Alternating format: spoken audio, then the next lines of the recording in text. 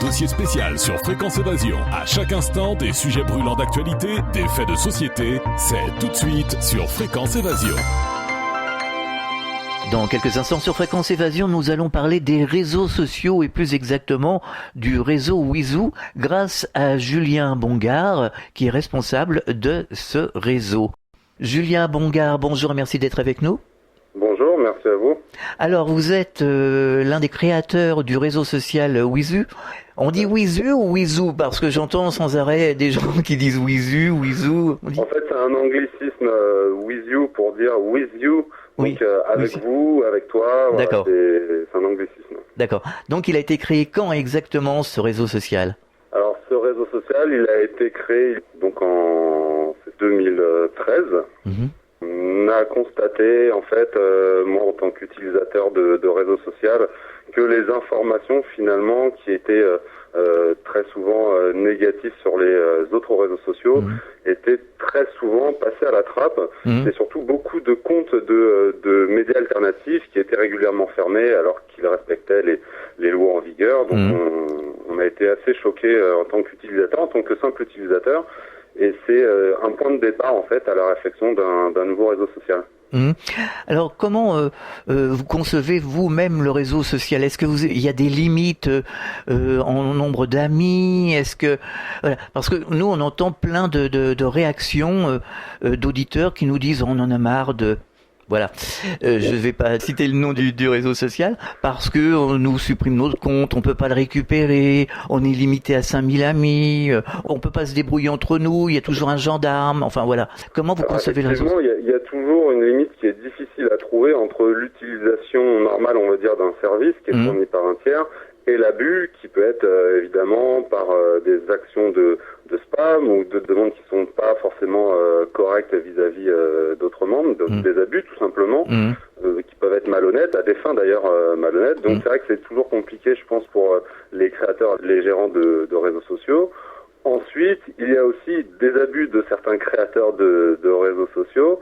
Et c'est là par contre où il faut être, je pense, vigilant, notamment pour le coup en termes de données personnelles. D'accord. Donc nous de notre côté, on n'a pas spécifié de limites, mais évidemment quand on utilise notre réseau social, il faut que ça se fasse en bonne conduite. Il n'y a pas de limite en nombre d'utilisateurs, il n'y a pas de limite en termes d'utilisation. Par contre, il faut forcément respecter certaines lois en vigueur, ne serait-ce que ça peut être par rapport à la pornographie, ou ça peut être par rapport à l'appel à la haine, ce genre de choses. Voilà, on veut avoir une plateforme qui est ouverte vers toutes les idées, même si elles sont pas dans l'air du temps, mais il faut pouvoir respecter quand même les lois qui sont en vigueur.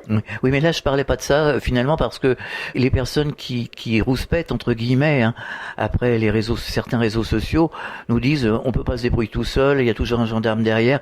Bon, ils font pas grand-chose, je veux dire, ils font pas d'appel à la haine, ils font pas de discrimination, ils sont pas dans ce contexte-là, vous voyez ce que je veux dire. Et il y a beaucoup de personnes qui me disent oui, dès qu'on arrive à avoir beaucoup d'amis, ça y est, on nous supprime le compte, ou alors on nous fait des entourloupes, on n'arrive pas à récupérer notre compte, quoi. D'accord, oui, alors c'est vrai qu'il y a notamment chez les géants des réseaux sociaux, quand une personne a beaucoup d'amis, on considère que c'est soit une personnalité politique, soit elle a une activité particulière qui peut être par exemple professionnelle. Dans ce cas-là, en général, ils font en sorte que les personnes créent des comptes pages et non pas des profils personnels. Mais je ne sais pas d'où vient cette limite et pourquoi en tout cas elle est appliquée. Et par contre, c'est une chose que je ne m'explique pas en tout cas de notre côté. On surveille aussi le fonctionnement des autres réseaux pour en tirer parfois le meilleur parti et retirer les mauvais partis forcément. Alors votre interface est à peu près la même que celle de Facebook, donc assez ludique. Est-ce que ça peut donner un atout à Wizoo d'avoir la même interface ? C'est effectivement volontaire de notre part. Effectivement, les plus gros réseaux sociaux aujourd'hui, les gens ont pris des habitudes. Pour les faire venir chez nous et découvrir une nouvelle façon, en tout cas une nouvelle communauté en tout cas, on veut avoir quelque chose qui ressemble pour pas perturber les utilisateurs. On n'a pas évidemment dans sur Internet que des gens qui sont spécialisés en informatique. Alors évidemment, les puristes nous diront qu'on ressemble trop à un tel ou un tel. Bon, nous, le but aujourd'hui, c'est que les utilisateurs moyens puissent s'y retrouver assez rapidement, pouvoir prendre en main assez rapidement cette plateforme, parce que même si elle ressemble beaucoup, notamment pour les citer Facebook, Google et Twitter, on a quand même beaucoup de fonctionnalités en plus qui peuvent assez rapidement dérouter l'utilisateur normal. Donc les fonctionnalités principales, c'est quand même de pouvoir poster de l'information, poster des photos, poster des vidéos, et cette interface-là, on a voulu qu'elle ressemble beaucoup aux grands acteurs actuels. Donc c'est tout à fait volontaire de notre part.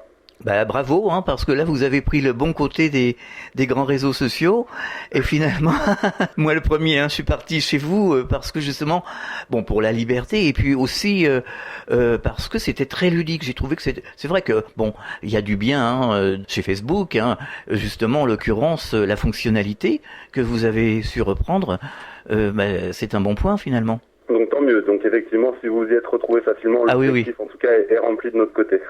Alors par rapport à Facebook, est-ce que Wizoo est plus libre que Facebook, moins limité? Alors donc on parlait des 5000 amis tout à l'heure, et est-ce que on n'aura pas de blocage comme les autres réseaux?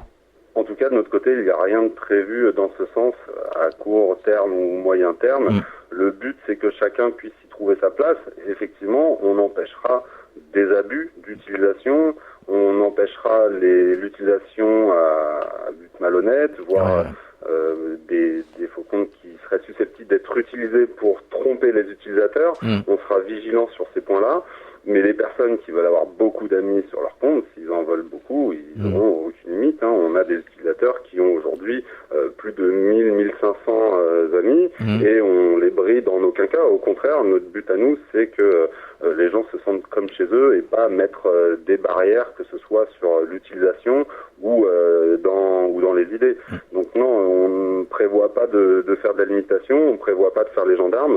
C'est un gros travail, on est une toute petite équipe, même vraiment micro par rapport à ces géants, donc c'est aussi pour nous une grande perte de temps si on devait faire ce travail-là, et on n'a pas d'intérêt à le faire. Justement, le but de notre réseau, c'est surtout l'ouverture d'esprit et le dialogue entre les utilisateurs. On essaie justement de faire en sorte que les utilisateurs, même s'ils ne se connaissent pas, puissent assez facilement se contacter, échanger. Donc non, on a tout intérêt. Notre objectif, c'est vraiment de pouvoir faire en sorte que les utilisateurs puissent se parler sans limite. Alors chaque jour, est-ce que vous récupérez justement des utilisateurs d'autres réseaux sociaux un peu mécontents? Est-ce qu'ils viennent chaque jour de plus en plus nombreux chez vous? Alors on a effectivement beaucoup de gens mécontents, notamment des Facebook et des Google. Ça concerne principalement l'utilisation des données personnelles pour beaucoup, qui sont, pour eux, c'est une intrusion dans leur vie privée qu'ils n'acceptent pas. Surtout que c'est pas négociable. Si vous n'acceptez pas les conditions d'utilisation de ces réseaux sociaux, vous ne pouvez tout simplement plus accéder au portail. Donc c'est pas négociable.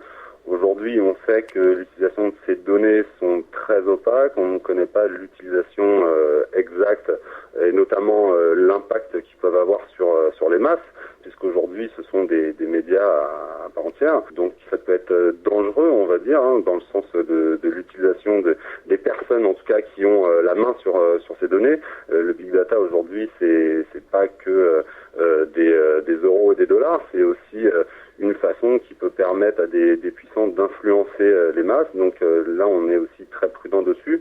Nous, en termes d'utilisation des données, si ce n'est les données qui servent à vous loguer sur notre serveur et enregistrer évidemment l'information que vous mettez sur notre réseau, parce qu'il faut bien pouvoir le présenter. C'est des données qui ne sont pas analysées. On n'en tire pas un profil. On n'en tire pas de profil de votre personnalité. On est vraiment sur une plateforme qui reste neutre par rapport aux données personnelles. Et il y a d'autres mécontents par rapport à ces réseaux sociaux. Là, par exemple, c'est aussi une question média, le fait de pouvoir dire ce qu'on pense sans contrevenir à la loi, et c'est là aussi où WizU a sa place, où on peut vraiment tout dire. On a des forums de discussion, donc c'est là aussi le point fort de WizU, c'est de pouvoir créer des débats, créer des pétitions, pouvoir créer des sondages. Donc là, on a vraiment beaucoup d'outils qui permettent la contribution d'une communauté sur des thèmes, des activités, et chaque personne a l'opportunité en tout cas de créer le débat. Alors c'est vrai que les réseaux sociaux, les médias alternatifs ont complètement révolutionné l'information. Tout à fait. Et c'est là où il faut être d'autant plus vigilant. Parce que justement, ces informations, donc il y a des bruits qui courent, des gens qui analysent un petit peu les réseaux sociaux pour savoir comment ils réagissent à l'information. Et certains se seraient aperçus que certaines informations négatives, donc je reviens sur ce point, notamment des médias alternatifs qui postent sur ce type de réseau, sont beaucoup moins visibles par les utilisateurs que les publications positives. Alors on expliquerait cela par le côté, on va dire, pécunier. Il semblerait que les informations négatives conditionnent moins bien les utilisateurs à être dans des actes d'achat. Donc on limiterait les informations négatives pour que l'utilisateur se sente bien et se sente apte à passer des actes d'achat, à cliquer sur les publicités, en gros consommer. D'accord. Donc ça, pour nous, c'est un danger, puisqu'il faut pouvoir dire les choses positives, mais il faut aussi pouvoir dire des choses négatives sans qu'il y ait des restrictions, quelles qu'elles soient. Bien sûr. Alors nous avons pu constater, ça nous a bien amusé, qu'il y a un cimetière Facebook quand même sur votre site, sur WizU. Exactement. Donc pour montrer l'engagement de certains utilisateurs qui ont même tout simplement décidé de quitter définitivement Facebook, on a un cimetière dans lequel on peut créer sa tombe et créer son propre message sur sa pierre tombale et indiquer les raisons pour lesquelles on a quitté le fameux réseau social Facebook. Donc je suppose que vous avez envie, d'une manière générale, de jouer la carte de la simplicité avec les membres et les inscrits chez vous. Effectivement, le but c'est de jouer la carte de la simplicité, qui n'est pas non plus chose aisée, puisqu'on veut aussi y apporter un maximum d'outils collaboratifs. Donc c'est là où il faut être très malin, et notre interface n'est pas encore aboutie au point où nous, en tout cas, on imagine ou on projette WizU. Alors c'est vrai qu'il faut arriver à avoir une certaine séparation entre tous les outils auxquels on peut accéder et l'interface, on va dire, de l'utilisateur simple, à savoir pouvoir poster des informations, des photos, des vidéos, de la musique. Donc il faut rester dans la simplicité et réussir à avoir un maximum d'outils autour de cette simplicité. Donc c'est pas simple. Est-ce que vous avez constaté que finalement, enfin moi c'est mon ressenti, que les gens finalement arrivent à développer une seconde nature, c'est-à-dire qu'ils arrivent à savoir presque automatiquement maintenant où est la vraie information ou la fausse information? Oui, c'est vrai que de plus en plus, en fait, on se rend compte que les utilisateurs avertis commencent à y en avoir beaucoup. Ils arrivent à avoir l'information, on peut pas dire forcément plus vraie, mais en tout cas, on s'aperçoit on peut y avoir une dissonance entre l'information qui est globalisée et l'information différente, où là, on a vraiment des réflexions parfois qu'on ne voit pas sur les mainstream. Et d'ailleurs, c'est assez frappant, puisque finalement, quand on fait une recherche sur une thématique, il suffit de lire les titres et les contenus des autres médias, même sur Internet, des mainstream, pour s'apercevoir que le contenu est quasiment à la virgule près identique, que les dépêches sont reprises en boucle et en masse par tous ces grands médias. Et finalement, on se dit, où est la diversité d'informations ?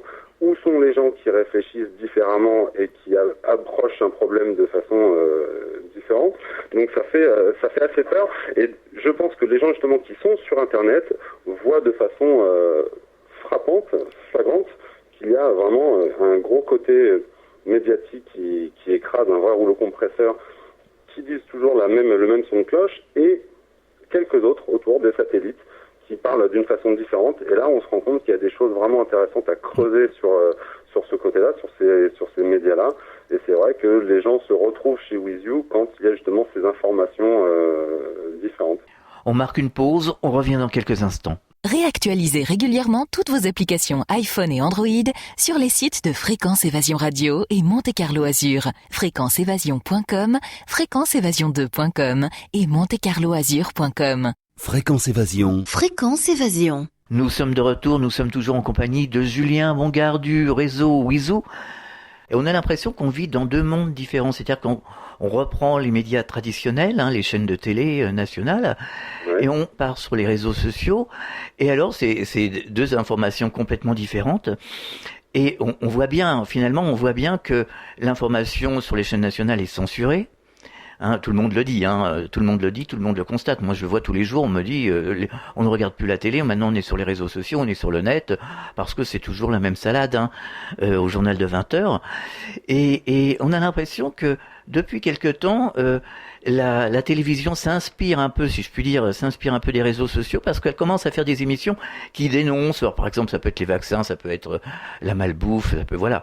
On a l'impression qu'il commence à y avoir une influence des réseaux sociaux par rapport aux radios, aux télé nationales. Moi, je suis un peu plus pessimiste que vous.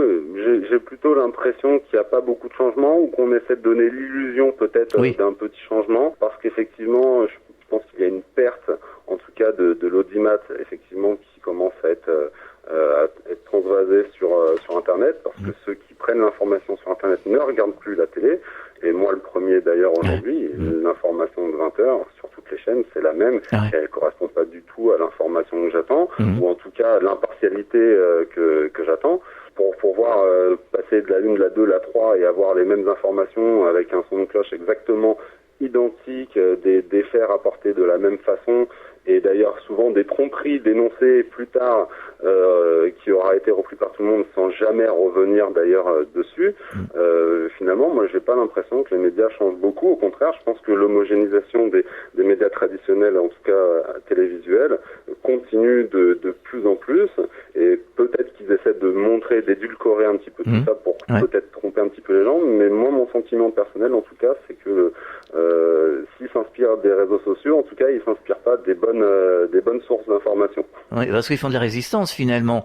Visiblement, ils seraient en train de perdre pied. C'est ce que nous disent les auditeurs. On a plein d'auditeurs qui nous disent non mais nous on regarde plus la télé maintenant, ou on la regarde en diagonale, et puis on ne prend pas pour argent comptant ce qu'ils racontent. Nous on est sur les réseaux sociaux, mais pratiquement, on va dire 90% des auditeurs nous le disent. Donc on va bien. C'est vrai qu'on a eu chez nous justement dans les tout débuts de la création de WizU, quelqu'un qui a lancé un sondage pour savoir si les adhérents de WizU regardaient la télé, et s'ils la regardaient beaucoup. Donc il y avait plusieurs réponses. Et là j'étais frappé de voir qu'il y avait plus de 70% des personnes qui ne regardaient plus du tout la télévision. Donc on voit quel type aussi d'utilisateurs on peut trouver sur notre réseau social pour le moment. Je trouve que c'est, en tout cas nous on s'en félicite, c'est vraiment des utilisateurs qui sont éveillés, qui sont avertis et qui arrêtent de reprendre les propagandes qu'on peut retrouver sur les chaînes nationales et les autres également.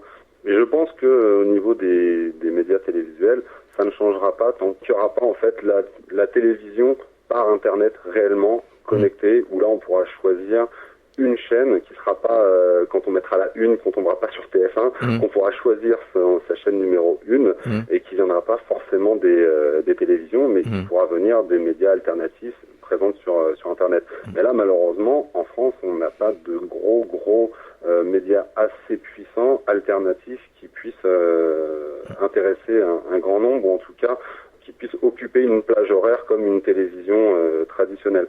Je pense que c'est vraiment ce qui manque pour pouvoir basculer dans cette ère de médias alternatifs. Est-ce que vous avez pu enquêter, par exemple, vous qui êtes créateur de réseau, sur la situation aux États-Unis? La situation aux États-Unis? Oui, par rapport aux médias et avec les réseaux sociaux. Comme ils sont toujours un peu plus en avance que nous, est-ce que vous avez... On n'a pas enquêté, mais c'est vrai qu'on regarde un petit peu, et c'est vrai qu'au fil des années, ce qu'on s'aperçoit, en tout cas au niveau télévisuel, c'est qu'il y a... je sais plus, je vais peut-être dire une bêtise, mais c'est peut-être 20 ou 30 ans, oui, je crois, aux États-Unis, en tout cas au niveau de la télévision, il y avait un grand nombre d'acteurs, pareil au niveau des journaux, et qu'aujourd'hui, les acteurs se comptent sur les doigts de la main, et ces acteurs-là, ce sont en général des grands groupes financiers, parfois affiliés à l'armement, à l'énergie, donc forcément, ces gens-là ne se tirent pas des balles dans le pied. Voilà, c'est la même chose en France, c'est des gens qui font attention à ce qu'on raconte sur eux et à ce qu'on peut dire et qui pourrait porter préjudice à leur business. Alors les gens nous disent aussi que ils préfèrent aller sur les réseaux sociaux à cause de la violence déjà à la télé. Bon, la manière de s'exprimer aussi, mais je veux dire, à cause de la violence qu'il y a à la télé, même ils disent s'il y a des choses sur les réseaux sociaux qui sont pas forcément toujours agréables, c'est pas de la violence gratuite, c'est justement de l'information. Quand on parle de guerre, on parle de ci, on parle de ça. Tandis qu'à la télévision, ils sont complètement déçus par les émissions un peu, comme ils me disent, hein, je reprends leurs mots, les émissions débiles, et les séries de violence où on parle toujours de drogue, on se balade dans les hôpitaux, enfin bon, ils en ont complètement marre de tout ça.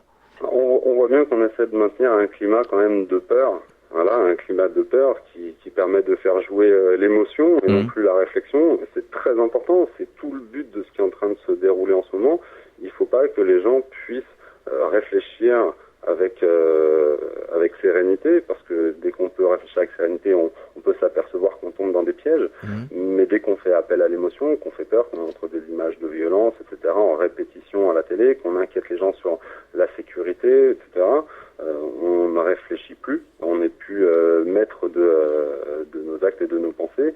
On a nos instincts primitifs de protection de nous-mêmes qui commencent à rentrer en compte. Donc oui, pour moi, c'est complètement délibéré de la part des médias. Ensuite, l'avantage effectivement des réseaux sociaux et des médias alternatifs sur Internet, c'est en tout cas qu'on a le choix de l'information. Et cette violence, si on ne veut pas la voir, on peut ne pas la voir. Et si on veut parler des faits de guerre, on peut avoir une approche plus sereine, puisque très souvent, on a des vidéos, mais on a aussi du texte, et on peut prendre du recul sur cette information. Et très souvent, il n'y a pas un narrateur qui vient appuyer ou rendre la situation plus grave, rendre la situation plus grave qu'elle n'est en réalité. Donc oui, je pense que là, Internet joue un rôle dans le sens où on peut vraiment prendre du recul sur un événement, le digérer, le réfléchir, et pouvoir ensuite avoir une opinion dessus. Et surtout, pouvoir comparer cette information, parce qu'à la télé, quand sur la 1, la 2, la 3, la 4, on vous sort exactement la même information, vous vous dites, c'est vrai, s'ils disent tous la même chose, c'est que forcément, c'est que c'est la vérité. Aujourd'hui, avec Internet, on a une information, en 10 secondes, on peut la comparer, on peut recroiser des informations et se faire une propre opinion. Même si elle est erronée, ça arrive, on ne peut pas avoir une information ou avoir toujours la bonne opinion à chaque moment, mais au moins on a la liberté de pouvoir choisir l'information et de la comparer. Que d'avoir toujours la même, de toute façon, vous n'aurez pas le choix. Donc à choisir entre ne jamais avoir le choix et pouvoir de temps en temps trouver, se forger sa propre opinion grâce à des informations différentes, il n'y a pas photo, c'est forcément Internet qui livre cette différence. Et aujourd'hui, ça fait très peur. D'ailleurs, on l'entend sans arrêt à la télévision. Ils crient attention, sur Internet, il y a des complotistes, il y a des théories folles qui courent sur telle et telle chose, mais c'est juste de l'information différente, et effectivement, cette information différente, elle est souvent, d'ailleurs, c'est ça qui est assez amusant, souvent beaucoup plus crédible, beaucoup plus réfléchie que les informations qu'on nous donne à la télévision, qui font parfois des très courts formats, et qui sont pas creusés finalement dans le fond. On a un exemple, par exemple, le dossier des chemtrails. On en entend beaucoup parler sur les réseaux sociaux. Il y a beaucoup de gens qui postent des photos partout, aux États-Unis, dans tous les pays, en Europe, en France. Bon, c'est un sujet tabou à la télé, à la radio, on n'en parle pas. Et bon, c'est quand même quelque chose qu'on peut constater de visu. On regarde le ciel, on s'aperçoit bien qu'il y a des choses qui sont pas très catholiques. Bon, voilà, ça c'est un exemple. C'est un exemple de dossier, effectivement. Moi, j'ai pas d'avis tranché dessus, mais je préfère ne pas avoir d'avis tranché que de prendre parti des mainstream pour dire il n'y a rien à voir, circuler. Oui, je pense qu'il faut. Le doute est sain, il faut douter, c'est très important de douter pour remettre en permanence en question les sujets et les réponses qu'on nous propose. Moi, je peux pas me contenter d'un circuler, il n'y a rien à voir. Donc effectivement, c'est le problème des chemtrails, c'est quelque chose que je regarde avec attention, des deux côtés, des pros, des contres, et laissez-moi me faire une opinion, mais arrêtez de me sortir à la télévision l'information comme quoi il n'y a rien à voir, donc ne posez pas de questions, ou alors vous êtes un théoricien du complot. Moi, j'ai vu quand même des conférences de personnes qui sont des personnalités scientifiques, de militaires, de hauts gradés, voilà, de personnes qui sont dans les services de renseignement. Donc, il y a des informations qui ne sont pas ignorées. Effectivement, il faut à chaque fois vérifier les sources. Ça demande à ce qu'il y ait une plus grosse investigation. Mais si personne ne prend la peine de vérifier ces informations, qui va le faire. Oui, tout à fait. Il n'y a rien à voir circuler. Qui va prendre vraiment cette enquête, quitte à dire à la fin, écoutez, on peut l'expliquer rationnellement, scientifiquement, ok, très bien, tout le monde est rassuré, mais laissez-nous douter et arrêtez de nous dire qu'il faut pas ouvrir ce type de dossier parce que c'est un dossier qui regarde personne ou qui alimente les théories du complot. Oui, et puis ça permet d'alimenter le débat. Hein. Et ça permet d'alimenter le débat. C'est s'il y a des preuves scientifiques qui permettent de nous montrer que c'est une réaction tout à fait normale, parce qu'il semblerait qu'au cours des années, effectivement, on n'ait pas les mêmes traces dans le ciel. Alors, effectivement, on sait tous qu'un avion laisse des traînées de condensation, hein. On n'est pas stupide, mais effectivement, dans certains cas, ces traînées sont suspectes de par leur durée, de par les... Alors, je sais que certains, il y a des sortes de filaments comme ça qui peuvent en retomber. Donc voilà, je suis pas le mieux informé sur le sujet, mais je m'informe quand même régulièrement, je regarde ce qui se passe, c'est aussi un sujet qui m'intéresse. J'ai pas d'avis tranché, mais il faut se poser la question. Bien sûr. C'est important de se poser la question. Si effectivement il y a quelque chose derrière ça, si effectivement on joue avec notre santé ou avec le climat, ou je ne sais pas l'utilisation qu'il peut y avoir de ce projet, de ce type d'utilisation, c'est important de se poser la question. Est-ce que vous auriez un message à faire passer aux auditeurs ? De venir s'inscrire sur WiZou, de venir regarder un petit peu ce qu'on fait, de pouvoir rencontrer d'autres personnes, parce que c'est aussi ça, WiZou, c'est pas qu'être en contact avec sa famille, ses amis qu'on connaît aussi dans la vie réelle, dans la vie physique, mais aussi de rencontrer des personnes qui ont des centres d'intérêt communs et qui sont parfois à des milliers de kilomètres, et de pouvoir alimenter des débats, des réflexions sur des projets de société. On a beaucoup de projets sur WiZou, et j'espère aussi qu'au niveau médiatique, quand on sera suffisamment gros, on pourra ensemble justement avec les utilisateurs de WiZou avoir un poids à ce niveau-là. En tout cas, c'est notre souhait. Justement, j'allais vous poser la question pour terminer. Vous avez des projets. Est-ce que vous pouvez nous révéler certains projets ? On va dire que certains projets, pour nous, l'un des plus importants, ce serait de pouvoir ouvrir une web TV dans un premier temps, une web radio dans un premier temps éventuellement, et une web TV dans un second temps. Intéressant comme projet. Voilà. Julien Bongard, merci de nous avoir fait connaître ce réseau, WiZou. On va tous venir vous retrouver. Avec plaisir. Merci à vous de m'avoir invité, c'était un plaisir. Et à très bientôt. À très bientôt, au revoir. Au revoir. Fréquence Évasion. Dossier spécial sur Fréquence Évasion. À chaque instant, des sujets brûlants d'actualité, des faits de société. C'est tout de suite sur Fréquence Évasion. Dans quelques instants sur Fréquence Évasion, nous allons parler des réseaux sociaux et plus exactement du réseau WiZou grâce à Julien Bongard qui est responsable de ce réseau. Julien Bongard, bonjour, merci d'être avec nous. Bonjour, merci à vous. Alors, vous êtes l'un des créateurs du réseau social WiZou. On dit WiZou ou WiZou? Parce que j'entends sans arrêt des gens qui disent WiZou. En fait, c'est un anglicisme WiZou pour dire with you. Oui. Donc, avec vous, avec toi. D'accord. Voilà, c'est un anglicisme. D'accord. Donc, il a été créé quand exactement ce réseau social? Alors, ce réseau social, il a été créé donc en 2013. On a constaté, en fait, moi en tant qu'utilisateur de réseau social, que les informations finalement qui étaient très souvent négatives sur les autres réseaux sociaux étaient très souvent passées à la trappe. Et surtout beaucoup de comptes de médias alternatifs qui étaient régulièrement fermés alors qu'ils respectaient les lois en vigueur. Donc on a été assez choqués en tant qu'utilisateur, en tant que simple utilisateur. Et c'est un point de départ, en fait, à la réflexion d'un nouveau réseau social.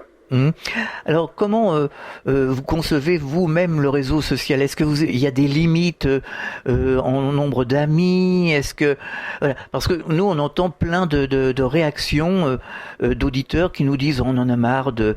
Voilà, je vais pas citer le nom du réseau social parce que on nous supprime notre compte, on peut pas le récupérer, on est limité à 5000 amis, on peut pas se débrouiller entre nous, il y a toujours un gendarme, enfin voilà. Comment vous concevez le réseau social? Il y a toujours une limite qui est difficile à trouver entre l'utilisation normale, on va dire, d'un service qui est fourni par un tiers et l'abus qui peut être évidemment par des actions de spam ou de demandes qui sont pas forcément correctes vis-à-vis d'autres membres, des abus tout simplement, qui peuvent être malhonnêtes, à des fins d'ailleurs malhonnêtes. Donc c'est vrai que c'est toujours compliqué, je pense, pour les créateurs, les gérants de réseaux sociaux. Ensuite, il y a aussi des abus de certains créateurs de réseaux sociaux. Et c'est là, par contre, où il faut être, je pense, vigilant, notamment pour le coup en termes de données personnelles. D'accord. Donc nous, de notre côté, on n'a pas spécifié de limite, mais évidemment, quand on utilise notre réseau social, il faut que ça se fasse en bonne conduite. Il n'y a pas de limite en nombre d'utilisateurs, il n'y a pas de limite en termes d'utilisation. Par contre, il faut forcément respecter certaines lois en vigueur, ne serait-ce que ça peut être par rapport à la pornographie, ou ça peut être par rapport à l'appel à la haine, ce genre de choses. Voilà, on veut avoir une plateforme qui est ouverte vers toutes les idées, même si elles sont pas dans l'air du temps, mais il faut pouvoir respecter quand même les lois qui sont en vigueur. Oui, mais là je parlais pas de ça finalement parce que les personnes qui rouspètent entre guillemets après certains réseaux sociaux nous disent on peut pas se débrouiller tout seul, il y a toujours un gendarme derrière. Bon, ils font pas grand chose, je veux dire, ils font pas d'appel à la haine, ils font pas de discrimination, ils sont pas dans ce contexte-là, vous voyez ce que je veux dire.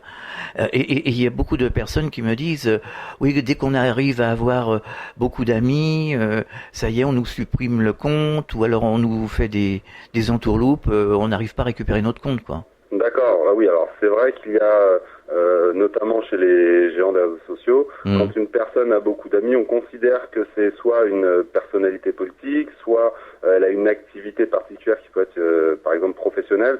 Dans ce cas-là, en général, ils font en sorte que les personnes créent des comptes pages et non pas des profils personnels. Mais je ne sais pas d'où vient cette limite et pourquoi en tout cas elle est appliquée. Et par contre, c'est une chose que je ne m'explique pas en tout cas de notre côté. On surveille aussi le fonctionnement des autres réseaux pour en tirer parfois le meilleur parti et retirer les mauvais partis forcément.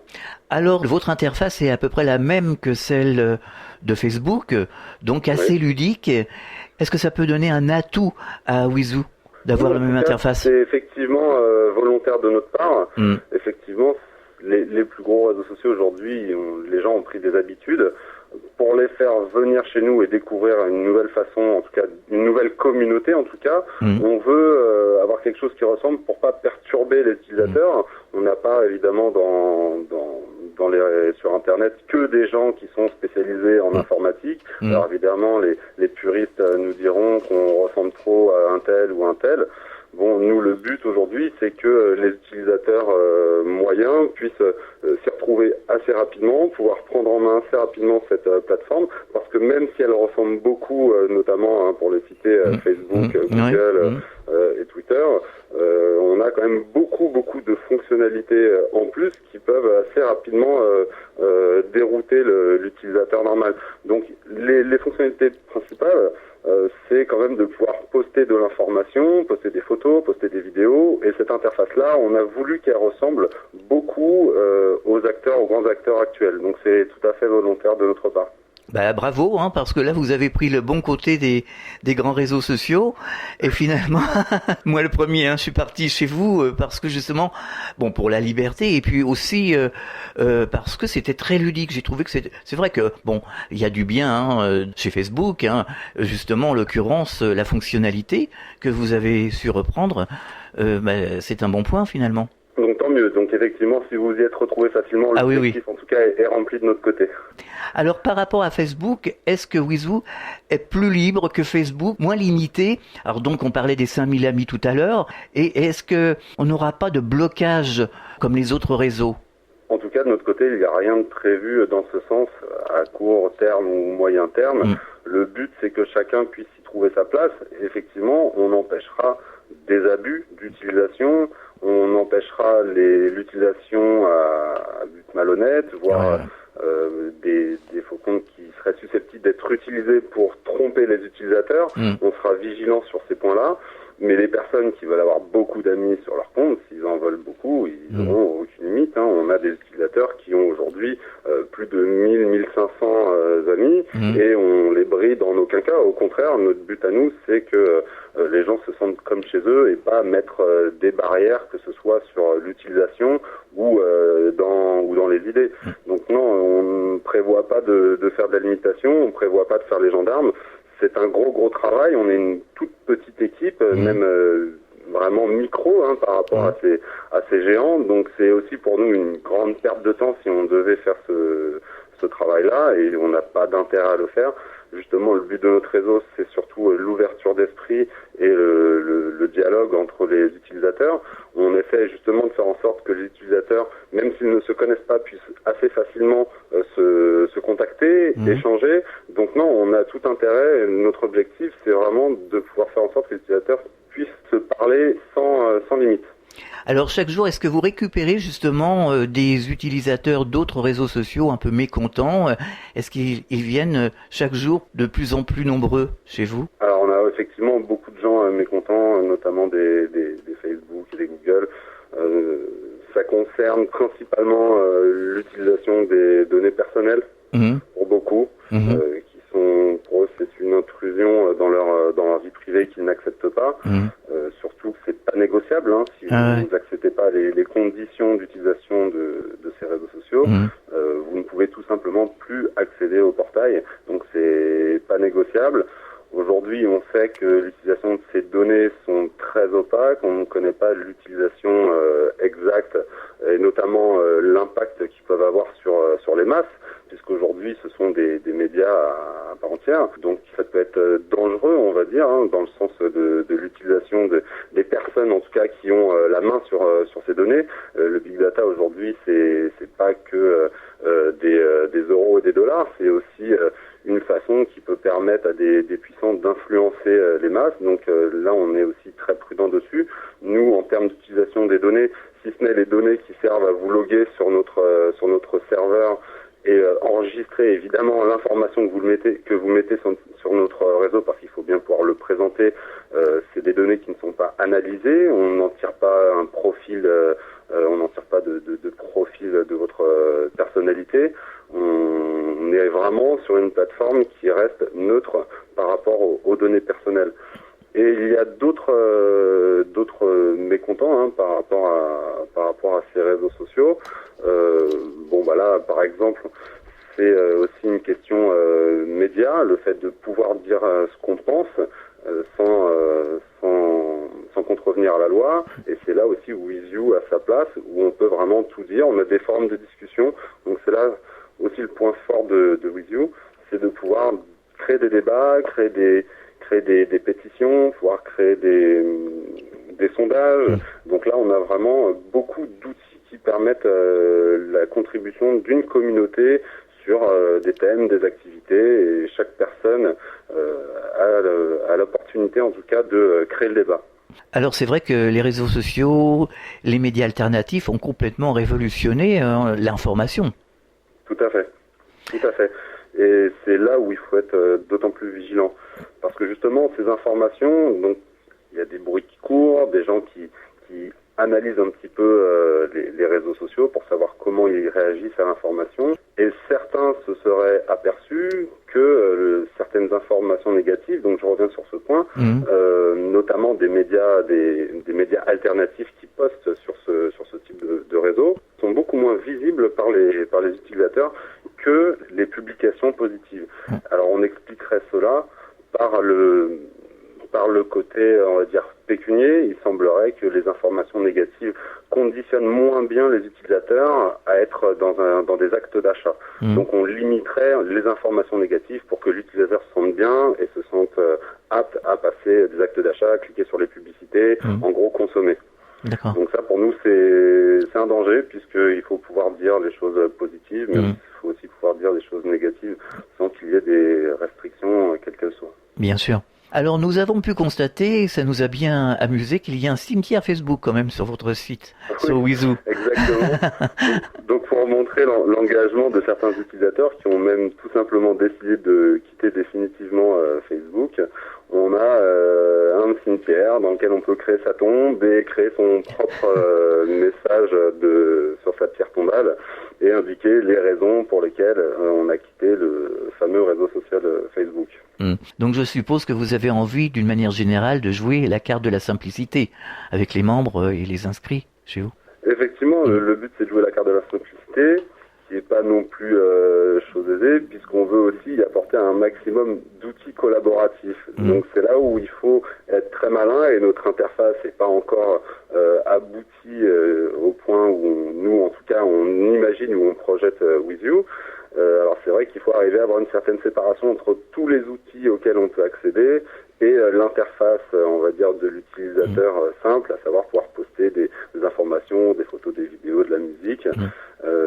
Donc il faut rester dans la simplicité et réussir à avoir un maximum d'outils autour de cette simplicité. Donc c'est pas simple.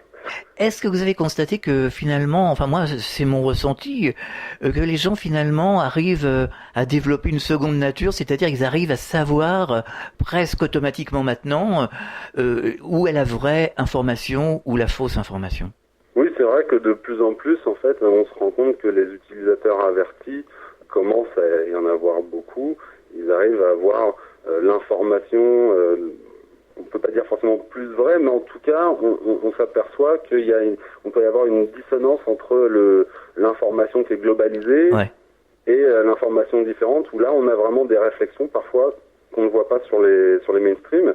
Et d'ailleurs, c'est assez frappant, puisque finalement, quand on fait une recherche sur une thématique, il suffit de lire les titres et les contenus des autres médias, même sur Internet, des mainstream, pour s'apercevoir que le contenu est quasiment à la virgule près identique, que les dépêches sont reprises en boucle et en masse par tous ces grands médias.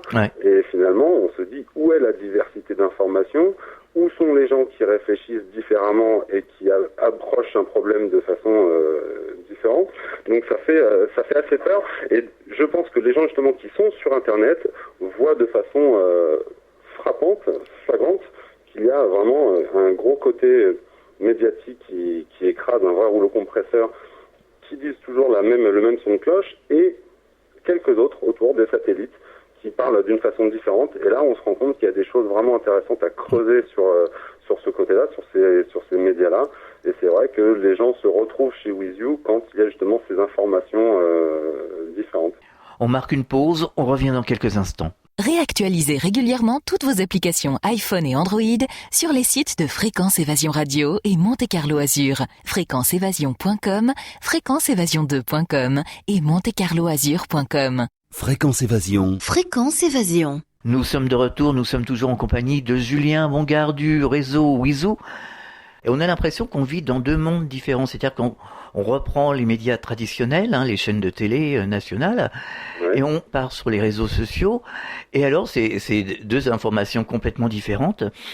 Et on voit bien, finalement, que l'information sur les chaînes nationales est censurée. Tout le monde le dit, tout le monde le constate. Moi, je le vois tous les jours. On me dit, on ne regarde plus la télé. Maintenant, on est sur les réseaux sociaux, on est sur le net, parce que c'est toujours la même salade au journal de 20h. Et on a l'impression que depuis quelque temps, la télévision s'inspire un peu, si je puis dire, des réseaux sociaux, parce qu'elle commence à faire des émissions qui dénoncent. Alors, par exemple, ça peut être les vaccins, ça peut être la malbouffe, ça peut, voilà. On a l'impression qu'il commence à y avoir une influence des réseaux sociaux par rapport aux radios, aux télé nationales. Moi, je suis un peu plus pessimiste que vous. J'ai plutôt l'impression qu'il n'y a pas beaucoup de changements, ou qu'on essaie de donner l'illusion peut-être d'un petit changement, parce qu'effectivement, je pense qu'il y a une perte, en tout cas de l'audimat, effectivement, qui commence à être transvasé sur Internet, parce que ceux qui prennent l'information sur Internet ne regardent plus la télé. Et moi, le premier d'ailleurs aujourd'hui, l'information de 20h sur toutes les chaînes, c'est la même. Elle ne correspond pas du tout à l'information que j'attends, ou en tout cas à l'impartialité que j'attends. Pour pouvoir passer de la 1, de la 2, de la 3 et avoir les mêmes informations avec un son de cloche exactement identique, des faits rapportés de la même façon, et d'ailleurs souvent des tromperies dénoncées plus tard qui aura été repris par tout le monde sans jamais revenir d'ailleurs dessus. Finalement, moi j'ai pas l'impression que les médias changent beaucoup. Au contraire, je pense que l'homogénéisation des médias traditionnels, en tout cas télévisuels, continue de plus en plus, et peut-être qu'ils essaient de montrer montrer, d'édulcorer un petit peu tout ça pour peut-être tromper un petit peu les gens, mais moi, mon sentiment personnel, en tout cas, c'est que s'ils s'inspirent des réseaux sociaux, en tout cas, ils s'inspirent pas des bonnes sources d'informations. Oui, parce qu'ils font de la résistance, finalement. Visiblement, ils seraient en train de perdre pied. C'est ce que nous disent les auditeurs. On a plein d'auditeurs qui nous disent « Non, mais nous, on regarde plus la télé maintenant, ou on la regarde en diagonale, hein, et puis on ne prend pas pour argent comptant ce qu'ils racontent. Nous, on est sur les réseaux sociaux, mais pratiquement, on va dire 90% des auditeurs nous le disent. Donc, on va bien... C'est vrai qu'on a eu chez nous, justement, dans les tout débuts de la création de With You, quelqu'un qui a lancé un sondage pour savoir si les adhérents de With You regardaient la télé. Et s'ils la regardaient beaucoup, donc il y avait plusieurs réponses. Et là, j'étais frappé de voir qu'il y avait plus de 70% des personnes qui ne regardaient plus du tout la télévision. Donc on voit quel type aussi d'utilisateur on peut trouver sur notre réseau social pour le moment. Je trouve que c'est, en tout cas nous on s'en félicite, c'est vraiment des utilisateurs qui sont éveillés, qui sont avertis et qui arrêtent de reprendre les propagandes qu'on peut retrouver sur les chaînes nationales et les autres également. Mais je pense que au niveau des médias télévisuels, ça ne changera pas tant qu'il n'y aura pas en fait la télévision par Internet réellement connectée, où là on pourra choisir une chaîne qui sera pas, quand on mettra la une, qu'on tombera pas sur TF1, qu'on pourra choisir sa chaîne numéro 1 et qui viendra pas forcément des télévisions, mais qui pourra venir des médias alternatifs présents sur Internet. Mais là, malheureusement, en France, on n'a pas de gros médias assez puissants, alternatifs, qui puissent intéresser un grand nombre, ou en tout cas qui puissent occuper une plage horaire comme une télévision traditionnelle. Je pense que c'est vraiment ce qui manque pour pouvoir basculer dans cette ère de médias alternatifs. Est-ce que vous avez pu enquêter, par exemple, vous qui êtes créateur de réseau, sur la situation aux États-Unis? La situation aux États-Unis? Oui, par rapport aux médias et avec les réseaux sociaux. Comme ils sont toujours un peu plus en avance que nous. Est-ce que vous avez... On n'a pas enquêté, mais c'est vrai qu'on regarde un petit peu, et c'est vrai qu'au fil des années, ce qu'on s'aperçoit, en tout cas au niveau télévisuel, c'est qu'il y a, je sais plus, je vais peut-être dire une bêtise, mais c'est peut-être 20 ou 30 ans, oui, je crois, aux États-Unis, en tout cas au niveau de la télévision, il y avait un grand nombre d'acteurs, pareil au niveau des journaux, et qu'aujourd'hui, les acteurs se comptent sur les doigts de la main, et ces acteurs-là, ce sont en général des grands groupes financiers, parfois affiliés à l'armement, l'énergie. Donc forcément, ces gens-là ne se tirent pas des balles dans le pied. Voilà, c'est la même chose en France. C'est des gens qui font attention à ce qu'on raconte sur eux et à ce qu'on peut dire et qui pourrait porter préjudice à leur business. Alors les gens nous disent aussi qu'ils préfèrent aller sur les réseaux sociaux à cause de la violence déjà à la télé. Bon, la manière de s'exprimer aussi, mais je veux dire, à cause de la violence qu'il y a à la télé. Même ils disent s'il y a des choses sur les réseaux sociaux qui sont pas forcément toujours agréables, c'est pas de la violence gratuite, c'est justement de l'information. Quand on parle de guerre, on parle de ci, on parle de ça. Tandis qu'à la télévision, ils sont complètement déçus par les émissions un peu, comme ils me disent, je reprends leurs mots, les émissions débiles, et les séries de violence, où on parle toujours de drogue, on se balade dans les hôpitaux, enfin bon, ils en ont complètement marre de tout ça. On voit bien qu'on essaie de maintenir un climat quand même de peur, voilà, un climat de peur qui permet de faire jouer l'émotion et non plus la réflexion. C'est très important, c'est tout le but de ce qui est en train de se dérouler en ce moment. Il ne faut pas que les gens puissent réfléchir avec sérénité, parce que dès qu'on peut réfléchir avec sérénité, on peut s'apercevoir qu'on tombe dans des pièges, mais dès qu'on fait appel à l'émotion, qu'on fait peur, qu'on montre des images de violence, etc., en répétition à la télé, qu'on inquiète les gens sur la sécurité, etc., on ne réfléchit plus, on n'est plus maître de nos actes et de nos pensées, on a nos instincts primitifs de protection de nous-mêmes qui commencent à rentrer en compte. Donc oui, pour moi, c'est complètement délibéré de la part des médias. Ensuite, l'avantage effectivement des réseaux sociaux et des médias alternatifs sur Internet, c'est en tout cas qu'on a le choix de l'information. Et cette violence, si on ne veut pas la voir, on peut ne pas la voir. Et si on veut parler des faits de guerre, on peut avoir une approche plus sereine, puisque très souvent, on a des vidéos, mais on a aussi du texte, et on peut prendre du recul sur cette information. Et très souvent, il n'y a pas un narrateur qui vient appuyer ou rendre la situation plus grave qu'elle n'est en réalité. Donc oui, je pense que là, Internet joue un rôle dans le sens où on peut vraiment prendre du recul sur un événement, le digérer, le réfléchir et pouvoir ensuite avoir une opinion dessus. Et surtout, pouvoir comparer cette information, parce qu'à la télé, quand sur la 1, la 2, la 3, la 4, on vous sort exactement la même information, vous vous dites, c'est vrai, ils disent tous la même chose, c'est que forcément, c'est que c'est la vérité. Aujourd'hui, avec Internet, on a une information, en 10 secondes, on peut la comparer, on peut recroiser des informations et se faire une propre opinion. Même si elle est erronée, ça arrive, on ne peut pas avoir une information ou avoir toujours la bonne opinion à chaque moment, mais au moins on a la liberté de pouvoir choisir l'information et de la comparer. Que d'avoir toujours la même, de toute façon, vous n'aurez pas le choix. Donc à choisir entre ne jamais avoir le choix et pouvoir de temps en temps trouver, se forger sa propre opinion grâce à des informations différentes, il n'y a pas photo, c'est forcément Internet qui livre cette différence. Et aujourd'hui, ça fait très peur. D'ailleurs, on l'entend sans arrêt à la télévision. Ils crient attention, sur Internet, il y a des complotistes, il y a des théories folles qui courent sur telle et telle chose, mais c'est juste de l'information différente, et effectivement, cette information différente, elle est souvent, d'ailleurs, c'est ça qui est assez amusant, souvent beaucoup plus crédible, beaucoup plus réfléchie que les informations qu'on nous donne à la télévision, qui font parfois des très courts formats, et qui sont pas creusés finalement dans le fond. On a un exemple, par exemple, le dossier des chemtrails. On en entend beaucoup parler sur les réseaux sociaux. Il y a beaucoup de gens qui postent des photos partout, aux États-Unis, dans tous les pays, en Europe, en France. Bon, c'est un sujet tabou à la télé, à la radio, on n'en parle pas. Et bon, c'est quand même quelque chose qu'on peut constater de visu. On regarde le ciel, on s'aperçoit bien qu'il y a des choses qui sont pas très catholiques. Bon, voilà, ça c'est un exemple. C'est un exemple de dossier, effectivement. Moi, j'ai pas d'avis tranché dessus, mais je préfère ne pas avoir d'avis tranché que de prendre parti des mainstream pour dire il n'y a rien à voir, circuler. Oui, je pense qu'il faut... Le doute est sain, il faut douter, c'est très important de douter pour remettre en permanence en question les sujets et les réponses qu'on nous propose. Moi, je peux pas me contenter d'un circuler, il n'y a rien à voir. Donc effectivement, c'est le problème des chemtrails, c'est quelque chose que je regarde avec attention, des deux côtés, des pros, des contre, et laissez-moi me faire une opinion, mais arrêtez de me sortir à la télévision l'information comme quoi il n'y a rien à voir, donc ne posez pas de questions, ou alors vous êtes un théoricien du complot. Moi, j'ai vu quand même des conférences de personnes qui sont des personnalités scientifiques, de militaires, de hauts gradés, voilà, de personnes qui sont dans les services de renseignement. Donc, il y a des informations qui ne sont pas ignorées. Effectivement, il faut à chaque fois vérifier les sources. Ça demande à ce qu'il y ait une plus grosse investigation. Mais si personne ne prend la peine de vérifier ces informations, qui va le faire? Oui, tout à fait. Il n'y a rien à voir circuler. Qui va prendre vraiment cette enquête?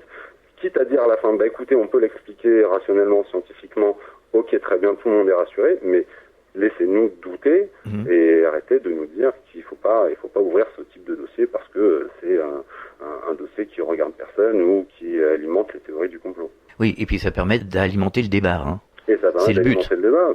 C'est s'il y a des preuves scientifiques qui permettent de nous montrer que c'est une réaction tout à fait normale, parce qu'il semblerait qu'au cours des années, effectivement, on n'ait pas les mêmes traces dans le ciel. Alors, effectivement, on sait tous qu'un avion laisse des traînées de condensation. On n'est pas stupide, mais effectivement, dans certains cas, ces traînées sont suspectes de par leur durée, de par les... Alors, je sais que certains, il y a des sortes de filaments comme ça qui peuvent en retomber. Donc voilà, je suis pas le mieux informé sur le sujet, mais je m'informe quand même régulièrement, je regarde ce qui se passe, c'est aussi un sujet qui m'intéresse. J'ai pas d'avis tranché, mais il faut se poser la question. Bien sûr. C'est important de se poser la question. Si effectivement il y a quelque chose derrière tout ça, si effectivement on joue avec notre santé ou avec le climat, ou je ne sais pas l'utilisation qu'il peut y avoir de ce projet, de ce type d'utilisation, c'est important de se poser la question. Est-ce que vous auriez un message à faire passer aux auditeurs ? De venir s'inscrire sur WizU, de venir regarder un petit peu ce qu'on fait, de pouvoir rencontrer d'autres personnes, parce que c'est aussi ça, WizU, c'est pas qu'être en contact avec sa famille, ses amis qu'on connaît aussi on va dire dans la vie réelle, dans la vie physique, mais aussi de rencontrer des personnes qui ont des centres d'intérêt communs et qui sont parfois à des milliers de kilomètres, et de pouvoir alimenter des débats, des réflexions sur des projets de société. On a beaucoup de projets sur WizU, et j'espère aussi qu'au niveau médiatique, quand on sera suffisamment gros, on pourra ensemble justement avec les utilisateurs de WizU avoir un poids Justement, j'allais vous poser la question pour terminer. Vous avez des projets. Est-ce que vous pouvez nous révéler certains projets?